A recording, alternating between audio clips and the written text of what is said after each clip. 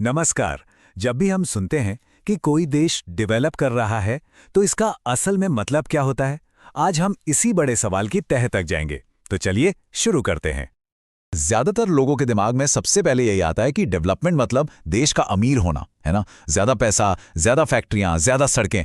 पर क्या कहानी बस इतनी सी है, या फिर ये एक सोच है जिसे हमें बदलने की जरूरत है?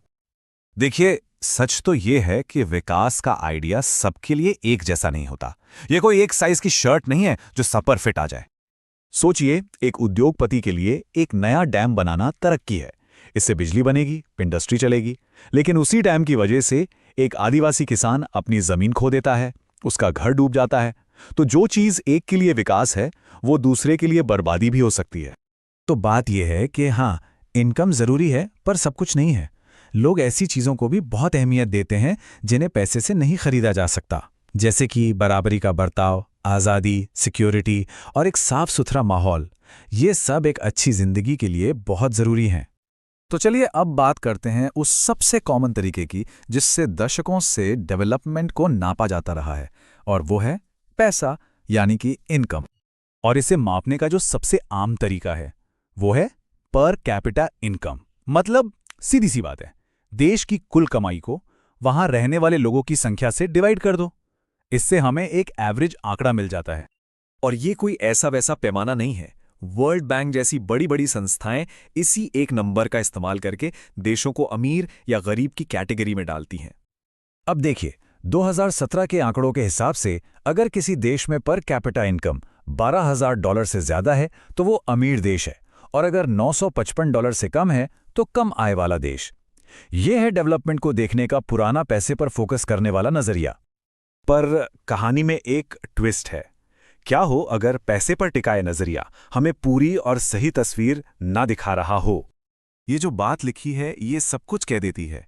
आपके पास कितना भी पैसा क्यों ना हो, आप एक साफ हवा की गारंटी नहीं दे सकते, या ये पक्का नहीं कर सकते कि आपको असली दवाइयां ही मिलें, जब तक कि ये चीजें पूरे समाज के लिए मौजूद ना हो। तो सवाल ये उठता है कि क्या वाकई ज्यादा इनकम का मतलब हमेशा एक बेहतर जिंदगी होता है? चलिए अब कुछ ऐसे आंकड़े देखते हैं जो इस आम सोच को चुनौती देते हैं। जरा स्लाइड को ध्यान से देखिए। हरियाणा की पर कैपिटा इनकम केरल से ज्यादा है ना? लेकिन अब कमाल की बात देखिए, केरल में बच्चों की मृत्यु दर बहुत ही कम है और पढ़े लिखे लोगों की संख्या बहुत ज्यादा। इसका क्या मतलब हुआ?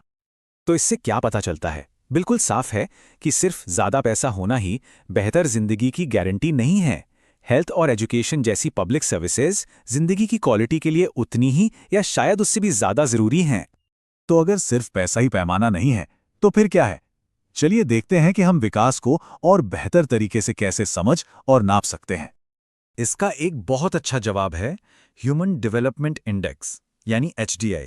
ये सिर्फ इनकम को नहीं देखता, बल्कि डेवलपमेंट को एक ज्यादा बड़े नजरिए से परखता है। तो HDI में 3 मेन चीजें देखी जाती हैं। पहला, हेल्थ, यानी लोग औसतन कितनी लंबी जिंदगी जीते हैं।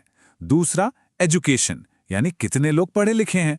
और तीसरा, स्टैंडर्ड ऑफ लिविंग, यानी पर कैपिटा इनकम। ये एक बैलेंस नजरिया है। और जब हम इस नए चश्मे से, मतलब HDI से दुनिया को देखते हैं, तो पूरी पिक्चर ही बदल जाती है। इस टेबल को देखिए। श्रीलंका जैसा छोटा देश जिसकी पर कैपिटा इनकम बहुत ज्यादा नहीं है, वो हेल्थ और एजुकेशन में अच्छा करके HDI रैंक में भारत से कहीं आगे है। अब तक तो हमने बात की कि आज हम डेवलपमेंट को कैसे देखते हैं, पर अब हमें ये सोचना होगा कि आने वाले कल का विकास कैसा होना चाहिए। और यहीं पर एंट्री होती है सस्टेनेबल डेवलपमेंट की। इसका सीधा साधा मतलब ये है कि हमें आज अपनी ज़रूरतें ऐसे पूरी करनी चाहिए कि आने वाली पीढ़ियों के लिए रिसोर्स की कमी ना हो जाए। पर यह एक बहुत बड़ा चैलेंज है। हम ग्राउंड वाटर जैसे रिन्यूएबल रिसोर्स तक का ज़रूरत से ज़्यादा इस्तेमाल कर रहे हैं। क्रूड ऑयल जैसे नॉन रिन्यूएबल रिसोर्स तो तेज़ी से ख़त्म हो ही रहे हैं, और इन सबसे हमारे पर्यावरण को भी भारी नुकसान पहुंच रहा है। और आखिर में मैं आपको इस एक गहरी सोच के साथ छोड़ना चाहता हूं। ये दुनिया हमें विरासत में नहीं मिली है, बल्कि ये हमारे बच्चों की अमानत है जो हमने उनसे उधार ली है। तो सवाल ये है कि हम उनके लिए कैसा विकास छोड़कर जाएंगे।